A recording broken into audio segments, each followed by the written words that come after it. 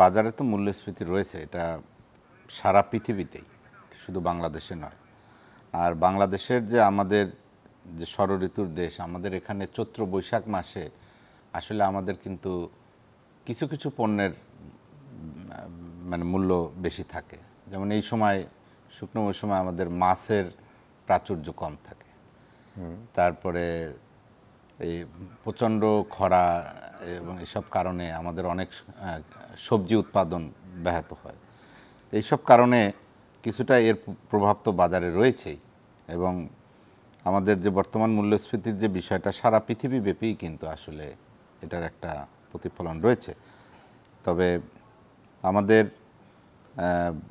বাণিজ্যমন্ত্রী এখানে কিন্তু বারবার চেষ্টা করছেন এবং বিভিন্নভাবে এটাকে সামাল দেওয়ার জন্য আমাদের টিসিবি বা বিভিন্নভাবে মানে বাজারে এবং আমাদের মূল্য নির্ধারণ করে দেওয়া বিভিন্ন ধরনের প্রচেষ্টা কিন্তু চলছে।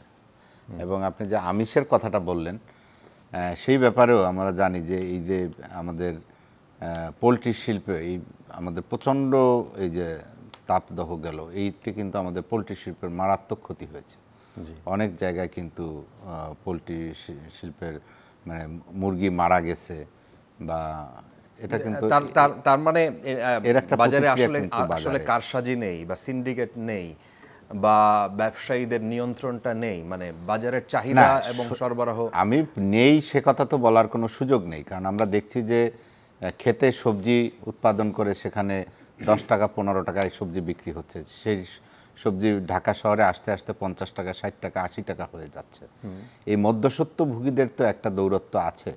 এখানে কি পুরোটাই মধ্যস্বত্বভোগী, নাকি আমরা একটা রিপোর্টে একবার আমরা দেখেছিলাম যে সেখানে ধরেন বগুড়া থেকে উত্তরাঞ্চল থেকে ঢাকায় আসতে 8টা 10টা জায়গায় ঘাটে ঘাটে তাকে এক ধরনের চাঁদা দিয়ে মাসোয়ারা দিয়ে নানান ধরনের নানান নামে সেটা বিভিন্ন, দেখুন এটা তো নতুন কিছু নয়, এই ধরনের কিছু নেগেটিভ অ্যাক্টিভিটিস তো আছেই, সেটা আমরা তো অস্বীকার করতে পারবো না। তো সেগুলো কন্ট্রোল করার জন্য তো নিশ্চয়ই উদ্যোগ রয়েছে। এবং আমরা জানি যে আমার বাড়ি দক্ষিণ পশ্চিমাঞ্চলে, তো এখান থেকে আমরাও কিন্তু অনেক সবজি আমরা বিশেষ করে শহর এলাকায় আমরা মানে আমাদের এলাকার থেকে এসে থাকে।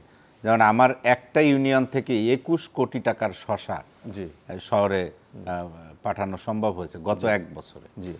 এবং কৃষিক্ষেত্রে আমাদের উৎপাদন কিন্তু যথেষ্ট পরিমাণ বৃদ্ধি পেয়েছে, কিন্তু আমাদের এখন এই কৃষি বিপণনের জায়গাটা আমাদেরকে আরও ফোকাস করতে হবে। এবং যে শসাটার কথা বললেন, এই শসাটা আমরা ঢাকা যদি 60 টাকা 40 টাকা করে কেজি, আর সেই শসাটা উত্তরাঞ্চলের একটা জেলায় আমরা দেখছিলাম যে রিপোর্টে 1 টাকা করে পার কেজি। এটা বোধহয় মাস, দেখুন এইটা দুই একটা ইনসিডেন্ট, কিন্তু আমাদের গড়ে দেখা যায় যে 15-20 টাকা থাকে।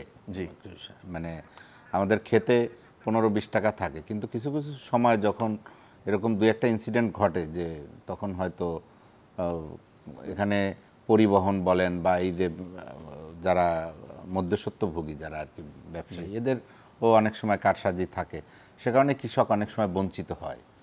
হ্যাঁ, কিন্তু আমরা এই জন্য বলছি যে আমাদের কৃষি মন্ত্রণালয়ের কৃষি বিপণন একটা বিভাগ রয়েছে, এবং সেই ব্যাপারেও তারাও তাদের অ্যাক্টিভিটিস শো করতেছে, এবং আশা করতেছি যে আমাদের সমস্যাগুলো আইডেন্টিফাই হচ্ছে এবং এগুলো নিশ্চয়ই সমাধানের উদ্যোগ গ্রহণ করা। আচ্ছা, আমাদের একটা রিপোর্ট ছিল আজকে, আমরা পরিস্থিতিটা আসলে কি রেজা ভাই দেখে তারপরে আপনার কাছে আসি, রিপোর্টটা দেখতে।